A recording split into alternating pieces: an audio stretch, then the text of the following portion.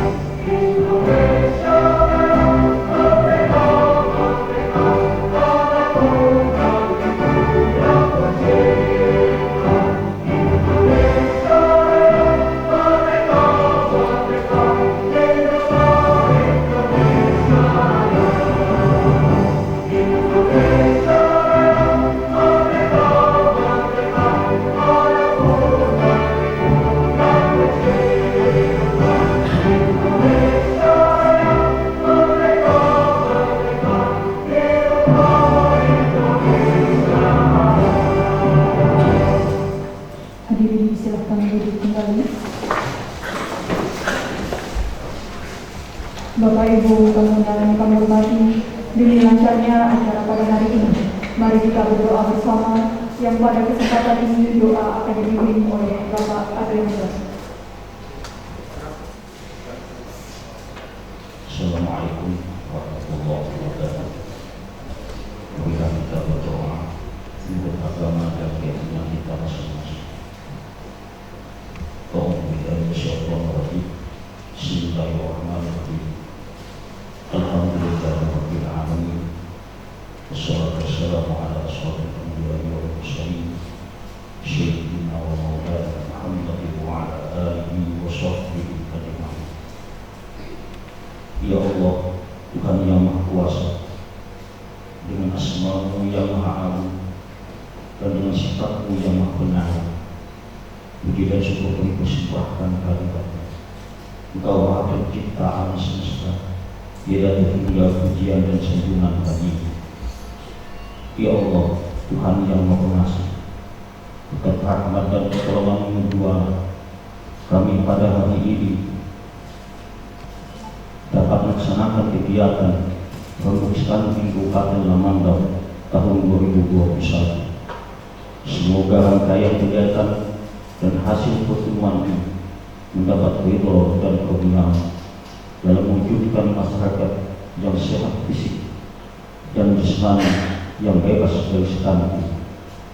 Ya Allah, Tuhan yang Maha Pengasih, berikanlah kemudahan kepada para peserta Rembuk Stunting pada hari ini untuk dapat melaksanakan konsep pedoman dan kesepakatan yang diperoleh dari hasil Rembuk Stunting hari ini, yang akan membawa kebaikan dan keberhasilan pemerintah daerah ini di masa yang akan datang. Rabbana hab lana min azwajina wa dhurriyyatina qurrata a'yun waj'alna lil muttaqina imama. Ya Allah, ya Tuhan kami, kuasa ilmu Maha Kuasa, Putar dari badanmu tiada terbatas.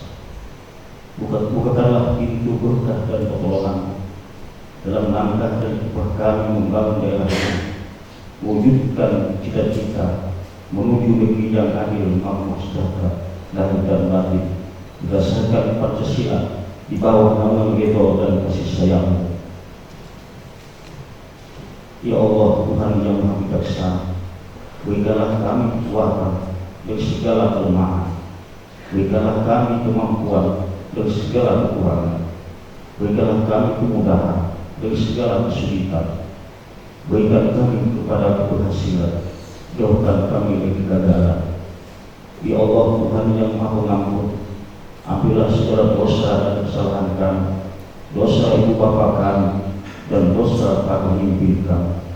Terimalah doa dan permohonan kami.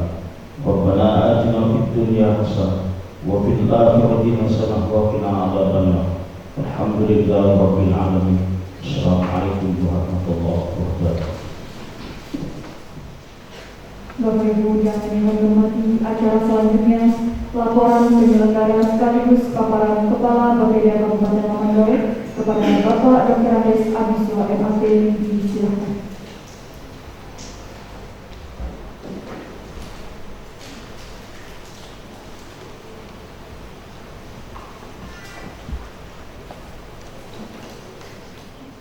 Assalamualaikum warahmatullahi wabarakatuh.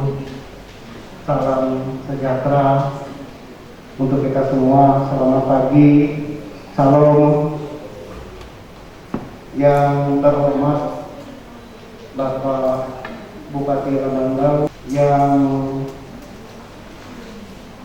saya hormati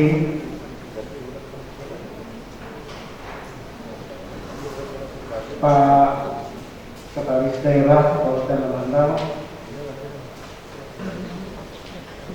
yang saya hormati Bapak Ibu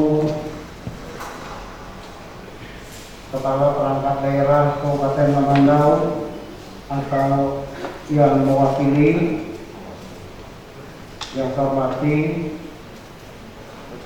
Bapak Camat Kabupaten Lamandau, yang saya hormati yang mewakili Kepala Kantor Kementerian Agama Kabupaten Lamandau, yang saya hormati yang mewakili Ketua Tim Penggerak PKK Kabupaten Lamandau, yang saya hormati Bu Lurah, Kepala Desa, tokoh masyarakat selama ini dihadiri oleh Pak Renang Kecamatan Bulik, tokoh agama yang dihadiri juga dari Ketua Resort Majelis Jemaah IKN Bulik dan dari MUI, serta hadirin undangan yang berbahagia. Pertama-tama marilah kita memanjatkan puji dan syukur kehadirat Tuhan Yang Maha Kuasa karena atas perkenannya kita dapat hadir pada hari ini dalam acara Rembuk Stunting Kabupaten Lamandau tahun 2021. Bapak Bupati dan hadirin yang saya hormati, selanjutnya perkenankan saya menyampaikan laporan tentang pelaksanaan Rembuk Stunting Kabupaten Lamandau tahun 2021 sebagai berikut.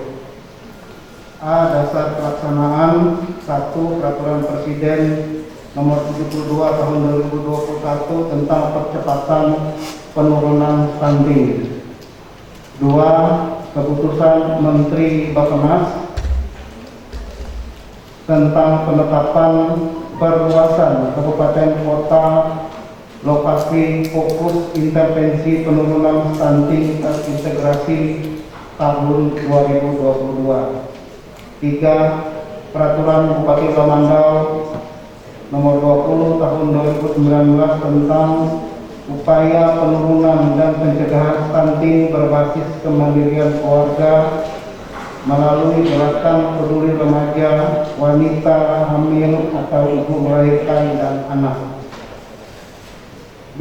Tujuan Rembuk Stunting Kabupaten Lamandau tahun 2021 sebagai berikut. Satu, menyampaikan hasil analisis situasi dan rancangan rencana kegiatan intervensi penurunan stunting Kabupaten Lamandau terintegrasi. Dua, mendeklarasikan komitmen pemerintah Kabupaten Lamandau dan menyepakati rencana kegiatan intervensi penurunan stunting terintegrasi. Tiga, membangun komitmen publik dalam kegiatan penurunan stunting secara terintegrasi di Kabupaten Lamandau. C. Peserta rembuk stunting Kabupaten Lamandau terdiri dari Kepala Perangkat Daerah Kabupaten Lamandau, Camat di Kabupaten Lamandau, Kepala Kantor Kementerian Agama Kabupaten Lamandau, Ketua Tim Penggerak PKK Kabupaten Lamandau, Lurah Mangabulit, Kepala Desa Purworejo, Kepala Desa Batu Bendawang, dari Puskesmas, tokoh masyarakat, tokoh agama di Kabupaten Lamandau. Waktu dan tempat pelaksanaan rembuk stunting dilaksanakan hari ini pada hari Kamis tanggal 21 Oktober 2021 pukul rencana 9 WIB sampai selesai, tempat aula Badan Keuangan Daerah Kabupaten Lamandau. Agenda rapat: 1. Pembukaan, laporan sekaligus paparan singkat dari Kepala Bapeda. B. Sambutan arahan Bupati Lamandau sekaligus membuka secara resmi rembuk stunting Kabupaten Lamandau tahun 2021. C. Pembacaan dan penandatanganan naskah komitmen bersama. 2. Paparan Kepala Dinas Kesehatan Kabupaten Lamandau. 3. Diskusi atau masukan-masukan dari peserta kepada tim percepatan penurunan stunting Kabupaten Lamandau. 4. Penutup. Biaya rembuk stunting Kabupaten Lamandau tahun 2021 dibebankan pada BPA Bapeda tahun 2021 pada kegiatan koordinasi penyusunan dokumen perencanaan pembangunan bidang pembangunan manusia. Bapak Bupati dan hadirin undangan yang saya hormati, selanjutnya izinkan saya menyampaikan secara singkat gambaran percepatan penurunan stunting Kabupaten Lamandau tahun 2022 sebagai berikut.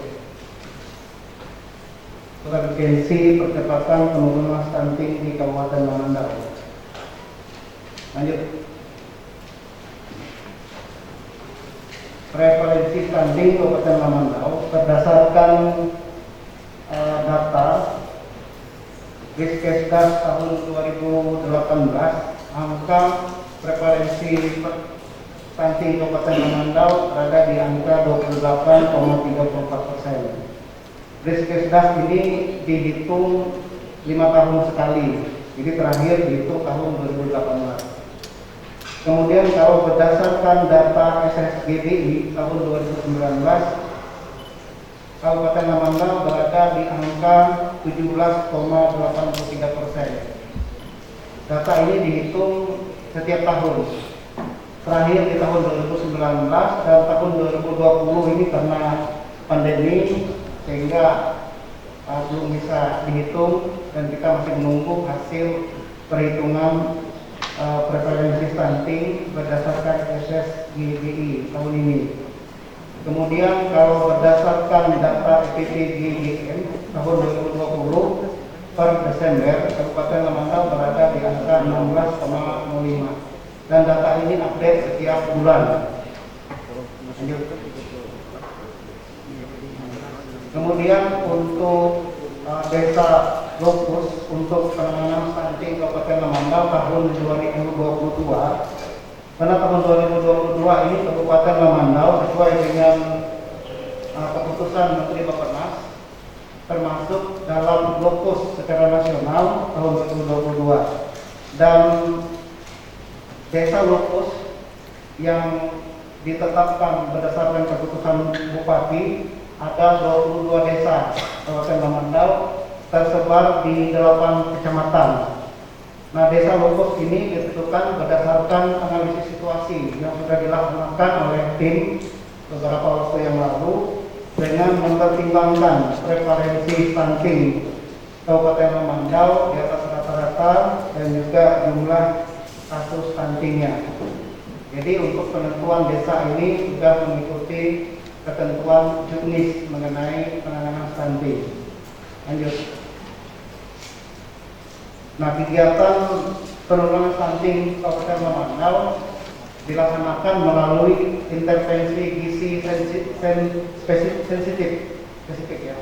Gizi spesifik ini ada 11 indikator cakupan yang dilaksanakan melalui program kegiatan oleh Dinas Kesehatan. Jadi ini memberikan kontribusi 30% untuk penurunan stunting. Lanjut. Kemudian intervensi gizi sensitif ini dilaksanakan lintas sektoral oleh beberapa OPD terkait dengan indikator yang akan dicapai dilaksanakan oleh Dinas DP3 AP2 Kadin dengan indikator cakupan keluarga yang mengikuti Dinas Keluarga Balita, kemudian oleh Dinas PUPR ada 2 indikator yaitu air minum dan sanitasi, kemudian oleh Dinas Pendidikan berkaitan dengan usia dini, Dinas Sosial berkaitan dengan cakupan rumah tangga peserta JKN dan jaminan kesehatan daerah, kemudian cakupan KPM PKH yang mendapat gizi dan kesehatan, kemudian cakupan keluarga 1000 HPK kelompok miskin sebagai penerima BPNT. Kemudian dilaksanakan juga oleh Dinas Ketahanan Pangan dengan indikator cakupan desa menerapkan KRPL, kawasan rumah pekarangan lestari. Lanjut. Kemudian dari analisis situasi yang sudah dilaksanakan oleh tim dengan OPD terkait, ada beberapa kendala yang diidentifikasi dalam rangka menurunkan stunting di Kabupaten Lamandau. Dari aspek proses perencanaan, penganggaran, pemantauan dan pengawasan, ada 3 kendala yang diidentifikasi. Yang pertama, terbatasnya anggaran untuk penanganan stunting. Kedua, belum optimalnya proses penyusunan perencanaan pada perangkat daerah. Ketiga, belum maksimalnya pemantauan dan pengawasan terhadap pelaksanaan program. Kemudian aspek desain pelaksanaan intervensi, pelaksanaan program, ada 3 kendala yang diidentifikasi. Belum optimalnya pelaksanaan program kegiatan karena pandemi COVID-19. Kedua, tidak semua puskesmas dapat memberikan layanan maksimal karena terkendala beberapa desa yang masih sulit dalam jangkauan. Ketiga, belum adanya Raperda untuk memfasilitasi kegiatan posyandu dalam rangka penurunan stunting di setiap wilayah. Ketiga, aspek ketersediaan dan kualitas sumber daya, ada 3 kendala yang teridentifikasi. Masih terbatasnya sumber daya sehingga pelaksanaan pelayanan masih belum optimal. Kedua, kader pembangunan manusia di setiap desa belum sepenuhnya dibentuk. Ketiga, belum optimalnya kualitas SDM pelaksana. Kemudian aspek yang keempat, kendala mengakses layanan dari sisi kelompok penerima manfaat. Ada 3 kendala yang diidentifikasi. Yang pertama, akses jalan pada daerah tertentu masih sulit menjangkau ke lokasi kegiatan. Kedua, sebagian besar desa Lupus belum ada jaringan telepon atau internet. Yang ketiga, kewenangan desa masih bersifat fisik sehingga sekarang program yang ada belum sepenuhnya tersentuh.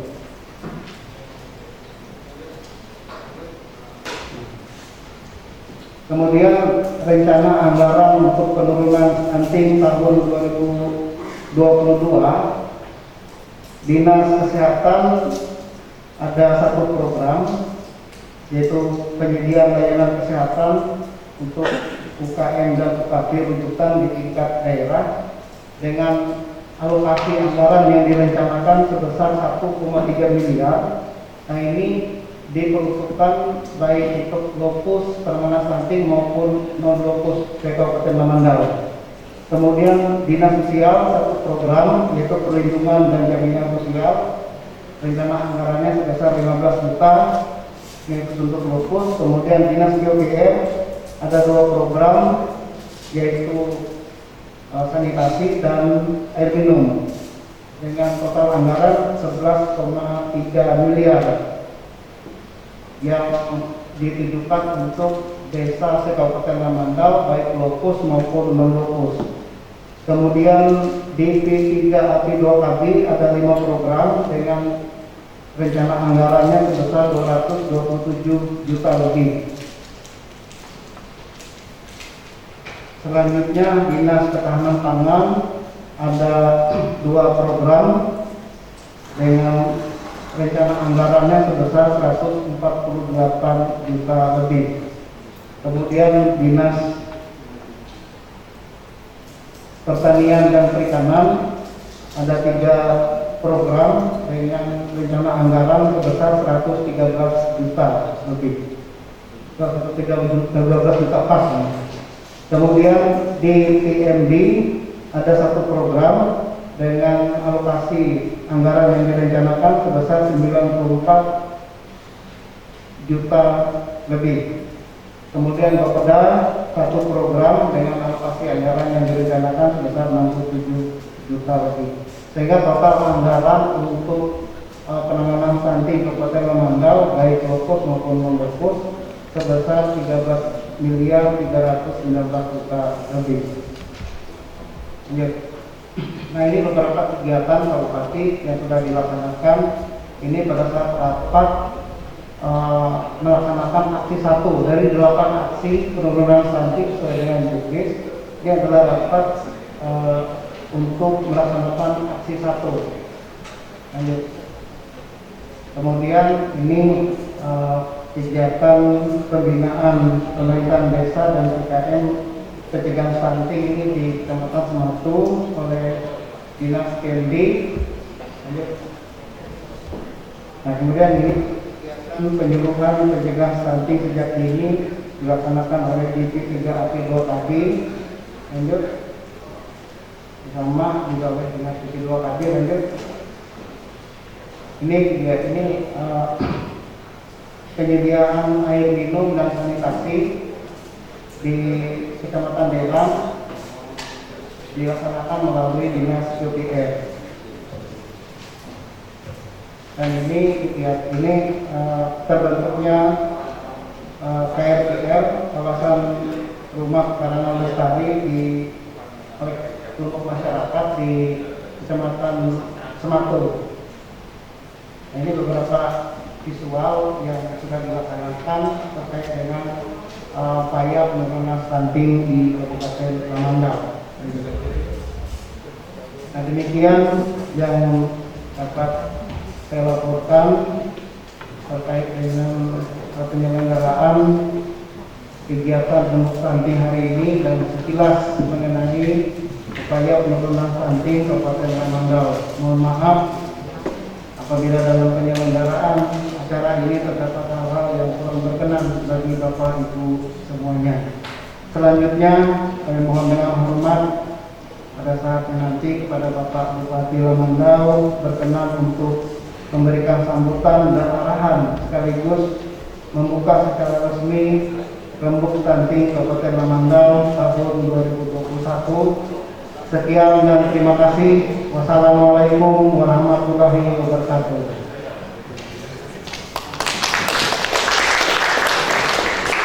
Baik, Bapak Ibu tamu dan kami hormati acara selanjutnya arahan dan sambutan Bupati Lamandau sekaligus membuka secara resmi acara aksi 300 stunting Kabupaten Lamandau tahun 2021 kepada yang terhormat Bapak Haji Hendra Usmana. Silakan. Bismillahirrahmanirrahim.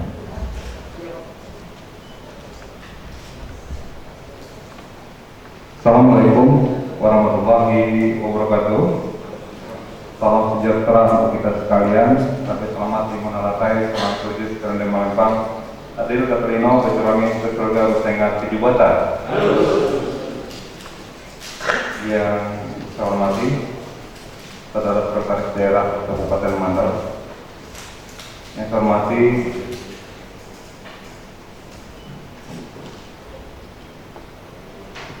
Kepala Perangkat Daerah di lingkungan pemerintah Kabupaten Mandar. Yang saya hormati Camat Kabupaten Mandar, Kepala Kantor Kementerian Agama Kabupaten Mandar, yang mewakili Ketua Tim Penggerak PKK Kabupaten Mandar, Lurah, Kepala Desa, Kepala Puskesmas, tokoh masyarakat, tokoh agama yang hadir pada ini, serta hadirin dan undangan peserta rombongan stunting yang berbahagia. Puji dan syukur kita panjatkan kehadirat Allah Subhanahu wa Ta'ala, Tuhan yang Maha Esa, yang memberikan limpahan rahmat dan hidayahnya, sehingga pada hari ini, walaupun masih dalam suasana pandemi, kita dapat hadir pada acara rembuk stunting Kabupaten Mandar tahun 2021 dalam keadaan sehat walafiat. Hadirin undangan yang saya hormati, mengawali sambutan ini, saya menyampaikan apresiasi yang setinggi-tingginya atas terselenggaranya acara ini. Semoga melalui acara ini bisa tercipta komitmen dari seluruh pihak yang hadir dalam menanggulangi permasalahan stunting secara bersama-sama, serta sebagai upaya untuk memperkuat koordinasi dalam penyelenggaraan rencana aksi dalam percepatan penurunan stunting di Kabupaten Mandar. Hadirin undangan yang saya hormati, seperti kita ketahui, stunting adalah kondisi gagal tumbuh pada anak berusia di bawah 5 tahun akibat kekurangan gizi kronis dan infeksi berulang, terutama pada periode 1000 hari pertama kehidupan atau HPK, yaitu dari janin hingga anak berusia 23 bulan. Kekurangan gizi tidak saja membuat gagal tumbuh, tetapi juga menghambat kecerdasan, memicu penyakit, dan menurunkan produktivitas. Persoalan stunting masih menjadi tantangan besar yang dihadapi bangsa ini.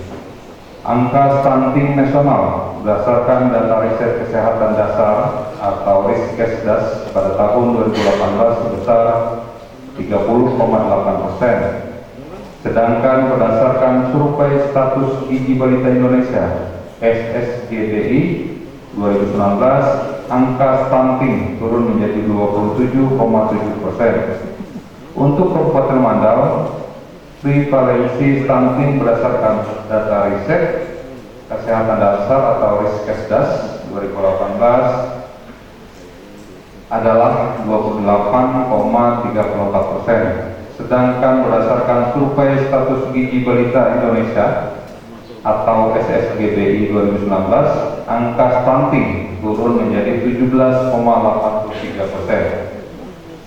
Penurunan angka stunting telah dinyatakan sebagai program prioritas nasional pemerintah pusat melalui RPJMN 2020-2024 telah menetapkan target angka stunting 14% pada tahun 2024. Untuk mempercepat pencapaian target tersebut, pemerintah telah menetapkan perluasan kabupaten kota lokasi fokus intervensi penurunan stunting tahun 2022, dan Kabupaten Mandar menjadi salah satu kabupaten tempat fokus intervensi penurunan stunting tahun 2022. Berdasarkan keputusan Menteri Perencanaan Pembangunan Nasional Kepala Bappenas nomor Kep/PPM-PPM-HK/02/2021.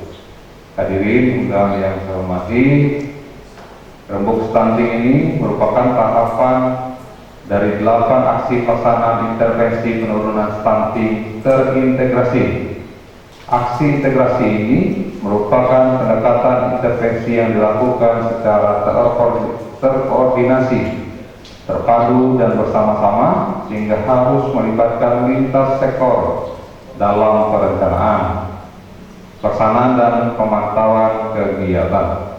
Kunci dalam pencegahan dan penanganan kasus stunting adalah pada 1000 HTK, sehingga perhatian kepada ibu hamil dan balita di bawah 2 tahun perlu terus kita upayakan, baik melalui intervensi gizi spesifik maupun intervensi gizi sensitif. Intervensi ini tidak hanya dilakukan oleh sektor kesehatan saja, tetapi juga dilakukan oleh sektor lain. Karena tingkat keberhasilan program ini sangat dipengaruhi oleh sektor non-kesehatan dengan kontribusi sebesar 70%. Kita patut bersyukur bahwa Kabupaten Mandau sudah memasuki level 2 COVID-19. Untuk itu diharapkan kerjasama perangkat daerah, pemerintah kecamatan, kelurahan, pemerintah desa, PKK, tokoh masyarakat, serta tokoh agama untuk ikut berpartisipasi dalam dan berperan serta membantu dalam penanganan masalah stunting di Kabupaten Mandau. Dengan semakin meningkatnya sinergitas tidak terkecuali dukung dunia usaha yang ada di wilayah Kabupaten Mandau melalui program CESAR, sehingga dapat mewujudkan visi pembangunan Kabupaten Mandau tahun 2018-2023, yaitu bergerak cepat membangun Kabupaten Mandau dalam rangka meningkatkan kesejahteraan masyarakat menuju Kabupaten Mandau juara, jujur, unggul, adil, religius, dan aman. Khususnya pada pilar visi unggul, yakni terwujudnya kondisi kualitas tata kelola pemerintahan yang baik dan masyarakat yang terbaik dalam berbagai aspek kehidupan, terutama aspek kesehatan. Hadirin undangan yang saya hormati, demikian beberapa hal yang dapat saya sampaikan pada kesempatan ini agar menjadi perhatian kita semua untuk bisa serius dan total dalam upaya menurunkan stunting di Kabupaten Mandau. Kita berharap 2040 Indonesia masuk tahun Indonesia Emas, bonus demografi. Pada saat tersebut kita atau anak-anak kita terhindar dari stunting, karena stunting ini tadi mungkin sudah banyak yang membaca literasi tentang apa sih stunting. Salah satunya kegagalan dalam atau cacat di dalam otaknya. Jadi pada saat kita masuk Indonesia Emas, diharapkan generasi kita itu memiliki daya saing yang kuat dengan terhindar dari stunting. Jadi oleh sebab itu bisa menjadikan perhatian kita semua untuk betul-betul menseriusi program upaya untuk menurunkan stunting. Jadi kebiasaan-kebiasaan atau habit di tengah masyarakat yang selama ini menjadi tantangan kita, salah satunya tidak ada kepedulian atau kurangnya aware ya terhadap stunting, bisa dibantu melalui tokoh agama atau masyarakat untuk bisa menyampaikannya. Adapun pihak pemerintah daerah bersama stakeholder yang ada akan memberikan dorongan terhadap penanganan dari berbagai aspek kesehatan dan lain halnya. Demikian yang saya sampaikan. Semoga Allah SWT Tuhan Yang Maha Esa senantiasa membimbing dan meridhoi setiap upaya dan langkah kita dalam membangun Kabupaten Mandau. Akhirnya, atas nama hadirin dan undangan yang hadir pada saat ini, acara Rembuk Stunting Kabupaten Mandau tahun 2021 saya nyatakan resmi dibuka. Bila taufiq wal hidayah, Assalamualaikum warahmatullahi wabarakatuh. Dilanjutkan dengan pembacaan naskah komitmen bersama oleh Bupati Lamandau. Hadirin dimohon berdiri. Didampingi oleh Sekretaris Daerah Kabupaten Lamandau, Kepala Bapeda Kabupaten Lamandau, Dinkes Kabupaten Lamandau, DPUPR Kabupaten Lamandau, Kecamatan Serolijaya, Kecamatan Belantikan Raya, Tim Penggerak PKK Kabupaten Lamandau, Kelurahan Nabri, Desa Pemarenja, Desa Batuhong, MUI Kabupaten Lamandau, Majelis GKI Nabri, dan tokoh masyarakat diwakili oleh Demang Nabri. Komitmen pemerintah Kabupaten Lamandau dalam menurunkan angka stunting di Kabupaten Lamandau. Assalamualaikum warahmatullahi wabarakatuh. Salam sejahtera untuk kita sekalian. Stunting merupakan program prioritas nasional dalam rangka meningkatkan kualitas sumber daya manusia di Kabupaten Lamandau. Berdasarkan data Riskesdas tahun 2018, prevalensi stunting Kabupaten Lamandau sebesar 28,34%. Sedangkan berdasarkan survei status gizi balita Indonesia atau SSGBI 2019 sebesar 17,83%. Pemerintah Kabupaten Lamandau berkomitmen dalam menurunkan angka stunting dengan melaksanakan 8 aksi integrasi intervensi penurunan stunting sebagai berikut. 1. Identifikasi sebaran stunting, ketersediaan program, dan kendala dalam pelaksanaan integrasi intervensi gizi. Yang kedua, menyusun rencana kegiatan untuk meningkatkan pelaksanaan integrasi intervensi gizi. Yang ketiga, menyelenggarakan rembuk stunting tingkat kabupaten. Yang keempat, memberikan kepastian hukum bagi desa untuk menjalankan peran dan kewenangan desa dalam intervensi gizi terintegrasi. Yang kelima, memastikan tersedianya dan berfungsinya kader yang membantu pemerintah desa dalam pelaksanaan intervensi gizi terintegrasi di tingkat desa. Yang keenam, meningkatkan sistem pengelolaan data stunting dan cakupan intervensi di tingkat kabupaten. Yang ketujuh, melakukan pengukuran pertumbuhan dan perkembangan anak, balita, dan publikasi angka stunting kabupaten. Yang kedelapan, melakukan review kinerja pelaksanaan program dan kegiatan terkait penurunan stunting selama 1 tahun terakhir. Pada hari ini, kegiatan rembuk stunting melibatkan DPRD, seluruh perangkat daerah dan semua camat, Kementerian Agama Kabupaten Lamandau, TKK, perwakilan desa dan kelurahan, puskesmas, tokoh masyarakat, serta organisasi sosial keagamaan. Diharapkan rembuk stunting ini dapat menghasilkan kesepakatan bersama dalam penanganan stunting yang menjadi lokus pada 22 desa yang tersebar di 8 kecamatan di wilayah Kabupaten Lamandau. Saya, Bupati Lamandau, dan seluruh jajaran perangkat daerah berkomitmen untuk menindaklanjuti hasil kesepakatan dari rembuk stunting yang dilaksanakan pada hari ini dengan bergerak cepat membangun Kabupaten Lamandau dalam rangka meningkatkan kesejahteraan masyarakat menuju Kabupaten Lamandau juara, jujur, unggul, adil, religius, dan aman, sehingga terwujud Kabupaten Lamandau bebas dari stunting. Wassalamualaikum warahmatullahi wabarakatuh. Ngabulik 21 Oktober 2021.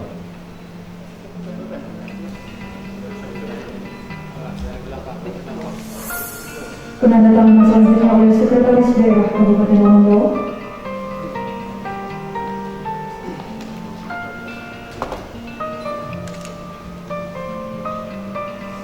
Penandatanganan selanjutnya oleh Kepala Bapeda Kabupaten Lamandau.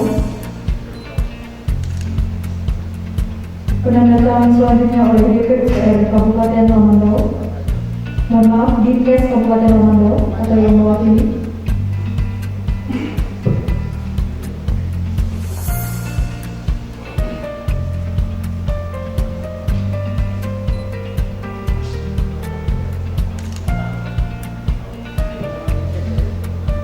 Selanjutnya DPUPR Kabupaten Lamandau.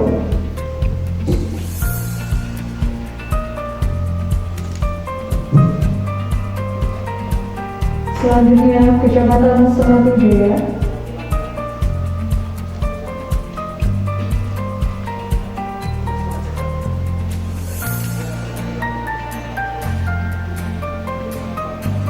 Selanjutnya Camat Lanjutan Raya.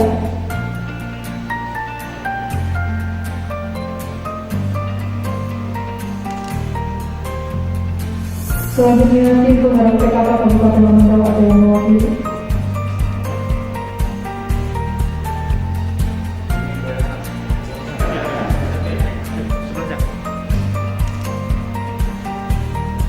Selanjutnya Lurah Mahmudi.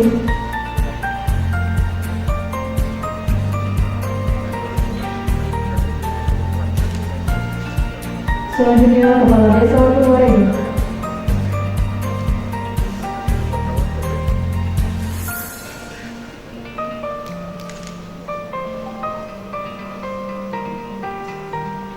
Selanjutnya Kepala Desa Batu Alun.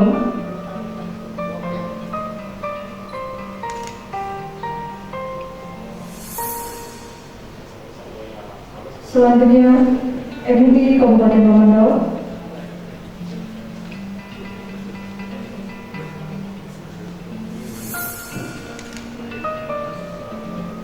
Selanjutnya dari Majelis GKM Majelis.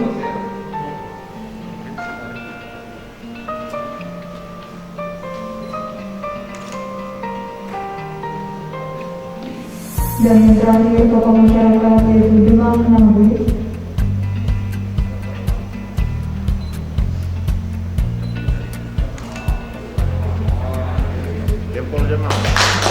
Dari dilanjutkan dengan sesi foto bersama.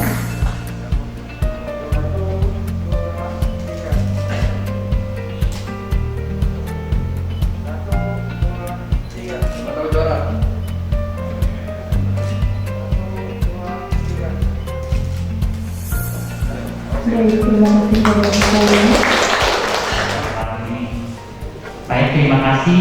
Saya langsung saja. Stunting mengancam anak bangsa. Ya, kita Indonesiakan saja ya.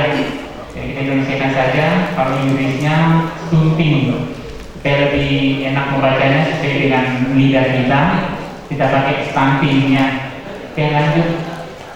Stunting adalah ketika badan balita lebih pendek dari standar tinggi badan umumnya. Jadi di pengukuran tinggi badan ada standar tertentu yang menggolongkan bayi dengan umur tertentu tingginya harus sekian. Ya, jadi bayi yang umur 1 tahun tingginya di dalam standar WHO sudah ditentukan tingginya sekian, begitu seterusnya sampai 5 tahun. Jadi standar deviasi istilahnya. Jadi pada saat 5 tahun tingginya harus sekian. Nah, stunting itu terjadi apabila standar tingginya itu lebih tinggi yang dimiliki bayi tersebut lebih rendah dari standar yang seharusnya. Jadi pengertiannya, stunting adalah kondisi gagal tumbuh. Jadi gagal dalam pertumbuhan pada anak balita akibat kekurangan gizi kronis sehingga anak terlalu pendek untuk usianya. Di sana ada kata kronis ya. Kalau di kesehatan, kronis itu berarti perlahan-lahan. Beda dengan akut. Kalau akut tiba-tiba. Tetapi kalau kronis adalah butuh waktu, ya. Sehingga anak terlalu pendek untuk usianya. Stunting merupakan suatu keadaan di mana tinggi badan anak yang terlalu rendah. Stunting atau terlalu pendek berdasarkan umur adalah tinggi badan yang berada di bawah -2 standar deviasi. Jadi minus 2 dari standar yang seharusnya dari tabel status gizi WHO ya. Jadi standar yang kita pakai menentukan stunting adalah standar gizi WHO. Lanjut. Hampir 9 juta atau sepertiga dari balita di Indonesia mengalami stunting. Jadi sepertiganya. Jadi kita gambarkan bagaimana generasi kita ke depan kalau sepertiganya stunting, gitu ya. Untuk negara ASEAN, jadi ada 4 negara terbesar stuntingnya, kita ada di nomor 4 pada tahun 2000, kalau nggak salah ini 2015 ini, 2013. Indonesia sebesar 36%, jadi hampir sepertiganya. Lanjut, penyebab stunting bertumbuh pendek merupakan indikator masalah gizi dari keadaan yang berlangsung lama, seperti masalah kemiskinan, perilaku hidup tidak sehat, pola asuh, pemberian asupan makanan yang kurang baik dari sejak kecil. Ya, jadi tadi kronis berarti dalam waktu yang lama. Stunting dimulai dari masa hamil, ya, masa janin, kemudian lahir lalu 6 bulan, kemudian 24 bulan atau 2 tahun. Dikenal dengan istilah 1000 hari pertama kehidupan. Ya, jadi penyebab faktor dari sisi ibu, ya, yang hamil tadi kekurangan gizi dalam waktu lama terjadi sejak janin dalam kandungan sampai awal kehidupan 1000 hari pertama kelahiran. Penyebab karena rendahnya akses terhadap makanan bergizi, ya, rendahnya asupan vitamin dan mineral, dan buruknya keragaman pangan dan sumber protein hewani. Ibu yang kurang nutrisi di masa remajanya.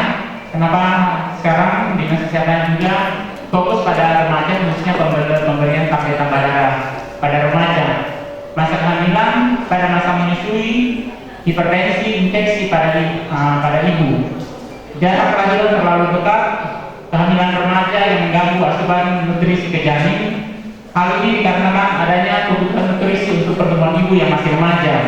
Jadi ibu remaja yang sudah hamil berisiko anaknya stunting karena harus membagi, tubuhnya harus membagi dua suplai gizi untuk pertumbuhan ibu dan juga buat pertumbuhan janin di dalam kandungannya. Kemudian juga ada gangguan mental pada ibu. Lanjut, faktor sisi anak, asupan makanan sedikit tidak memadai, infeksi secara khusus ahli nutrisi status gizi kesehatan ibu sebelum, selama dan setelah kehamilan yang ikut berpengaruh pada pertumbuhan dan perkembangan anak. Jadi sudah ibu tadi, kemudian dari sisi anaknya juga. Faktor lain, asupan makanan untuk kecil tidak memadai, termasuk pemberian ASI yang belum optimal, non ASI eksklusif. Jadi anak yang tidak ASI eksklusif itu berisiko mengalami stunting, dan makanan pendamping ASI yang terbatas dalam kualitas dan kuantitas dan variasinya. Ya, waktu kita pemahaman di KB kemarin, kegiatan KB di desa-desa, dari pertanyaan maupun dari tanya-tanya sekilas masyarakat yang punya balita ibu-ibu, gambaran sepertinya memang dari sisi makanan, kualitas, keragaman dari makanan yang untuk bayi balita itu belum sesuai dengan kaidah-kaidah makanan gizi yang seimbang. Faktor lain, rendahnya akses terhadap pelayanan termasuk kesehatan, termasuk sanitasi dan air bersih.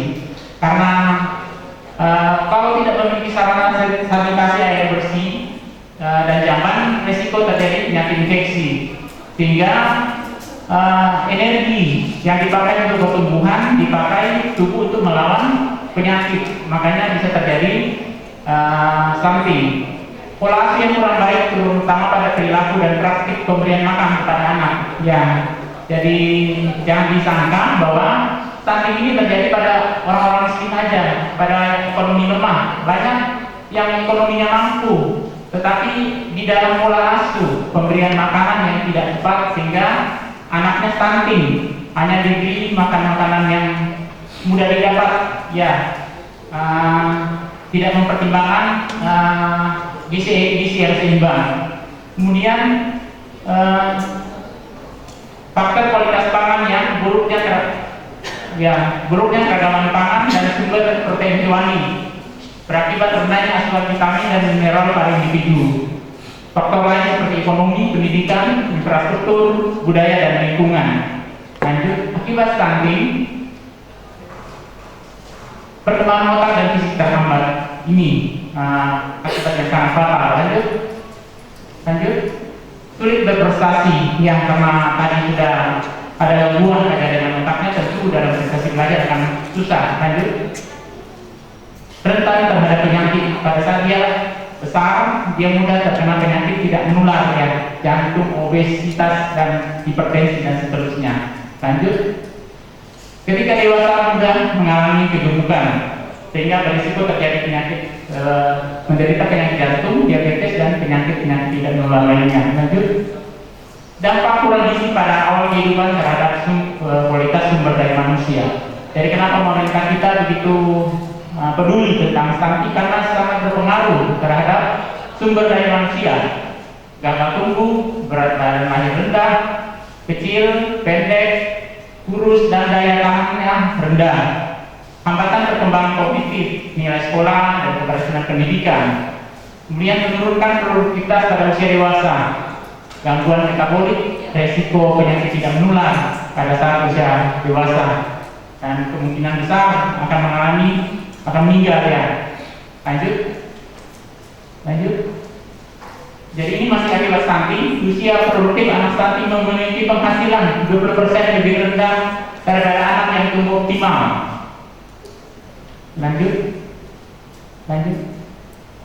Jadi stunting dapat menurunkan produk domestik bruto negara sebesar 3%. Seperti sampai jauhnya pengaruh stunting terhadap ekonominya. 33% menurunkan domestik bruto. Lanjut. Kemudian diuangkan kerugian negara akibat stunting mencapai 300 triliun per tahun. Lanjut. Jadi masih ada harapan dan jalan keluar untuk menangani stunting. Fokus dengan memastikan kesehatan dan kecukupan gizi pada 1000 hari pertama kehidupan. Lanjut. Nah, ini tadi 3 periode 1000 hari pertama kehidupan. Periode pertama pada masa di dalam kandungan, yaitu 270 hari kurang lebih.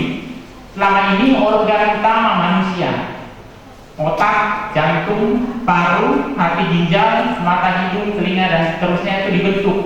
Jadi kenapa periode hamil ini sangat menentukan stunting? Karena organ vital kita dibentuk di dalam pada masa ini. Periode kedua, anak lahir sampai usia 6 bulan, menjadi pintu yang membuka dunia luar kepada anak yang telah lahir. Periode terakhir adalah 6 bulan hingga 2 tahun, membutuhkan waktu kurang lebih 540 hari. Semua organ tubuh anak akan berfungsi melalui proses integrasi satu sama lain dan membentuk kesehatan dan kemampuan tumbuh kembang. Di masanya terjadi pembentukan sirkuit otak. Lanjut. Ya, ini 1000 hari pertama kehidupannya dari hamil 0 sampai 6 bulan, 6 sampai 9 bulan, 9 sampai 12 bulan, dan 12 sampai 24 bulan. Lanjut. Masa kehamilan, apa yang diperlukan pada masa kehamilan? Makanan yang bergizi seimbang, terutama makanan bersumber protein hewani, agar janin sehat dan bayi lahir selamat. 0 sampai 6 bulan, bayi mendapat ASI saja selama 6 bulan. Masih banyak di desa-desa kita karena ibunya mungkin bekerja, sehingga lebih menganggap susu formula lebih baik daripada ASI. Nah, ini mungkin pemahaman yang salah yang harus menjadi kita untuk mendorong pencapaian ASI eksklusif. Lanjut. 6 sampai 2 tahun, bayi mendapat makanan pendamping ASI dengan jumlah, frekuensi, dan keragaman yang cukup sesuai usianya. Pemberian ASI dilanjutkan sampai 2 tahun. Lanjut. Terus. Nah, yang mempengaruhi lagi selain masalah gizi tadi juga lingkungan yang bersih, di mana orang menggunakan jamban yang sehat. Jadi bisa kita lihat mungkin masih ada desa-desa kita yang di tahun ini dalam hal penanganan jamban sehat yang belum memadai. Nah, ini berpengaruh juga terhadap jumlah stunting. Lanjut. Kemudian PHBS di lingkungan rumah tangga, yaitu persalinan ditolong oleh nakes, ASI eksklusif, pemantauan pertumbuhan bayi balita di posyandu menggunakan air bersih, cuci tangan pakai sabun, menggunakan jamban yang sehat, memberantas jentik nyamuk, makan sayur dan buah, berolahraga atau aktivitas fisik, dan tidak merokok. Nah, 10 PHBS ini yang perlu kita terapkan di tiap rumah tangga kita. Lanjut. Nah, untuk penanganan stunting sudah tadi disepakati oleh Pak Bupati maupun dari Bapak Bapeda bahwa dalam penanganan stunting kita mengenal dua hal intervensi, yaitu intervensi spesifik dan intervensi sensitif. Dan intervensi spesifik umumnya dilakukan oleh di dinas kesehatan ya. Intervensi dengan sasaran ibu hamil, ibu menyusui, anak usia 0 sampai 6 bulan dan anak 7 sampai 23 bulan. Dan ini bisa dilakukan oleh sektor kesehatan. Tetapi kontribusi dalam penurunan stunting semua yang sudah dilakukan oleh dinas kesehatan hanya 30%. Selama ini kalau ada istilah stunting lalu mungkin tidak menunjuk kesehatan, ya kesehatan. Padahal dari gambaran ini digambarkan bahwa semua penanganan yang dilakukan oleh dinas kesehatan hanya 30%. 70%-nya di luar dinas kesehatan yang dikenal dengan istilah intervensi sensitif dengan sasaran masyarakat umum, tidak khusus ibu hamil dan baik balita pada 1000 hari pertama kehidupan. Kontribusinya malah 70% dalam penurunan stunting. Lanjut. Nah, intervensi gizi spesifik yang dilakukan oleh dinas kesehatan ini siklus kehidupan manusia ya, mulai dari ibu hamil, kemudian melahirkan, menyusui, bayi balita, usia sekolah, remaja dan usia produktif dan selanjutnya lansia. Ini semua dilakukan di dinas kesehatan. Lanjut. Dengan kegiatan prioritas penunjang pemenuhan sumber daya manusia, bidang gizi, kompetensi gizi, dan seterusnya. Mulai dari gizi remaja, putri dan balita usia subur, kemudian gizi bayi balita, gizi ibu hamil dan ibu menyusui dengan semua masing-masing intervensinya. Lanjut. Untuk intervensi sensitif yang dilakukan di luar dinas kesehatan, ini hanya mungkin gambaran ya, ini gambaran pintas, mulai dari pertanian, ketahanan pangan dan gizi, kemudian BPJS Jaminan Kesehatan Nasional, sosial penanggulangan kemiskinan, kemudian KB keluarga berencana, kemudian agama, Dikbud dan agama, pendidikan gizi masyarakat, kemudian perlindungan anak dan perempuan ya, remaja dan perempuan, kemudian TU akses sanitasinya. Ini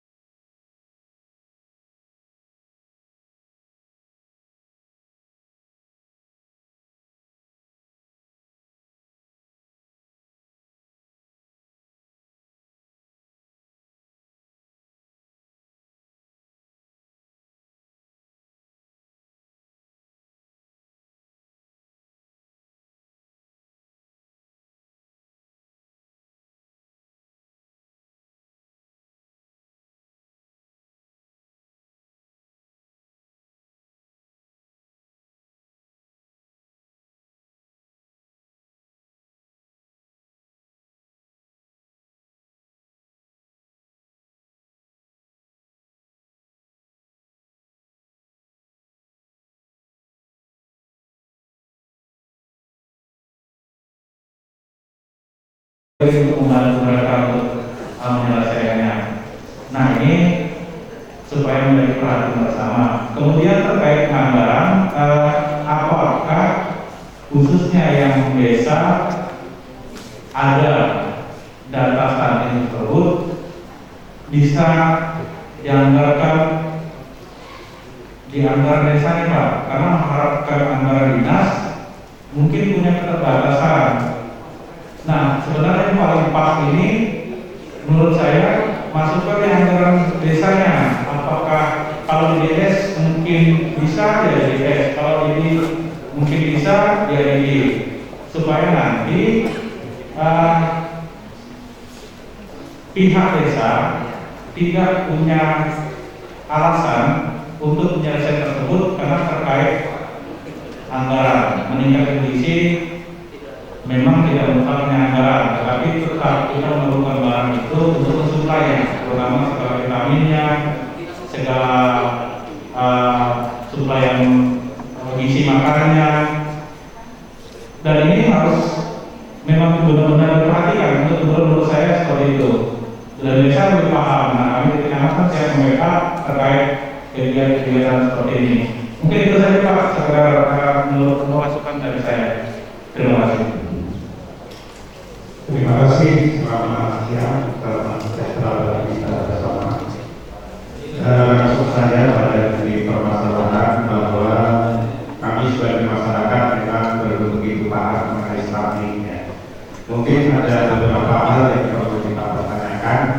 Pertama, mengenai kata kondisi stunting, apakah itu hanya berkenaan dengan pertumbuhan di badan atau mencakup hal-hal yang lain. Yang kedua, mungkin tadi sudah dijelaskan bahwa standar stunting adalah apabila lebih rendah sekian di bawah standar WHO. Nah, yang perlu kami pertanyakan sebetulnya standar WHO itu mengenai stunting itu berapa? Jadi mungkin tadi dijelaskan apabila umur 1 sampai 6 bulan itu apabila tidak termasuk stunting itu tingginya berapa? Perlu itu juga dijelaskan. Mungkin orang dewasa misalnya seperti saya sendiri kan stuntingnya itu berapa? Sesuai dengan standar WHO. Karena apa ya? Kalau kita lihat misalnya saya sendiri yang usia 45 tahun dibandingkan anak saya yang berusia 12 tahun, anak saya yang berusia 15 tahun itu lebih tinggi ya, lebih tinggi anak saya dibandingkan saya sendiri. Nah, apakah saya ini juga disebabkan oleh stunting atau bagaimana? Mungkin perlu dijelaskan. Nah, kemudian yang ketiga, jadi berkenaan dengan stunting ya, mungkin kita sudah tahu tadi dijelaskan penyebab utama adalah kesehatan. Faktor utama terjadinya stunting adalah kesehatan. Kesehatan itu disebabkan apa saja? Pertama, diantaranya adalah faktor ekonomi. Kedua, diantaranya tadi adalah karena salah asuh orang tua. Nah, mungkin dari contoh dua macam ini nanti bisa kita antisipasi agar tidak terjadi stunting ya. Dari segi ekonomi masyarakat kurang ekonomi, mungkin ketika anak-anak perhatiannya kurang ya, isinya sebagaimana tadi dijelaskan kurang. Nah, bagaimana karena faktor ekonomi, pemerintah nanti tentunya adalah bisa memberikan bantuan berkenaan dengan gizi, kemudian makanan, kemudian susu dan lain sebagainya. Nah, kemudian di antara faktornya lagi tadi adalah berkenaan salah asuh ya. Kalau salah asuh ini kebiasaan kebanyakan memang tidak mengetahui tentang stunting ya. Saya sendiri ya baru tahu tentang stunting ketika ada debat wakil presiden dan wakil presiden tahun 2019 baru tahu masalah stunting itu. Nah, ini mungkin berkenaan dengan itu juga perlu sosialisasi ya. Memang sosialisasi sudah dilaksanakan, tapi kebanyakan kepada para pejabat, kemudian tokoh masyarakat. Nah, yang terjun langsung ke masyarakat ini kan belum mengetahui ya, termasuk tadi misalnya istilah stunting, kemudian yang ditetapkan oleh WHO. Ya. Nah itu perlu kita ketahui. Demikian, kurang lebihnya kami mohon maaf. Selamat siang dan terima kasih. Yang pertama kami membuka kepada dinas kesehatan, terutama di dinas kesehatan kan ada orangnya yang namanya bagian gizi, kan? Nah itu sangat penting sekali. Yang kedua, kemungkinan kami membuka juga bukan hanya bagian gizi ini kan ada sumbernya, yaitu dari makanan. Itu tidak lepas dari dinas pertanian, peternakan, perkebunan. Contohnya Pak, kayak saya ini dari Bukit Timur. Yang dulu saya masih ingat, kalau dapat rusa satu di sayur, rusa satu kuali itu aja, nggak ada sayur lain. Nah, kemana dapat gizi? Kelebihan nanti kan bisa kolesterol kan gitu. Nah, jadi dari dinas kesehatan, apalagi ada gizi, menangani gizi, sudah itu dinas pertanian, peternakan, perkebunan dan sebagainya. Bahkan sekarang dampaknya perkebunan sawitnya orang lupa sama kebun Pak. Yang kebun lain, kebun sayur aja nggak ada. Nah ini sangat sulit. Jadi semua dinas yang terkait ini menggalakkan apa sih sumber gizinya kan gitu. Jadi itu aja yang bisa kami sampaikan. Kurang lebihnya mengucapkan terima kasih. Saya kembalikan kepada. Baik, terima kasih pimpinan rapat. Beberapa hal mungkin yang perlu kami tanggapi tentang masalah hal yang disampaikan dari beberapa peserta dari masyarakat, dari camat, dari tokoh agama. Pertama tentang masalah penetapan kriteria stunting. Terus terang itu sangat teknis sekali ya. Saya sendiri tidak hafal karena ada tabelnya. Jadi anak yang usia 6 bulan ada tabel WHO-nya. Dia harus standarnya segini ya. Jadi kita percayakan saja pada tenaga kesehatan yang ada di, karena pemantauan ini dilakukan setiap posyandu ya. Jadi diukur berapa tingginya, berapa beratnya. Hasil pengukuran itu kita bandingkan dengan standar yang sudah ditetapkan WHO. Jadi kalau dia rendah, tadi -2, berarti dia stunting. Kriteria stunting. Jadi kami menetapkan berdasarkan setelah kita ukur ya timbang setiap bulan, kemudian kita bandingkan hasil pengukuran itu dengan standar yang ditetapkan WHO. Kemudian kita katakan stunting ini tidak berlaku untuk yang sudah di atas 5 tahun ya. Yang kita kategorikan stunting ini adalah yang masih di bawah 5 tahun yang tidak bisa koreksi di porsi pertumbuhannya.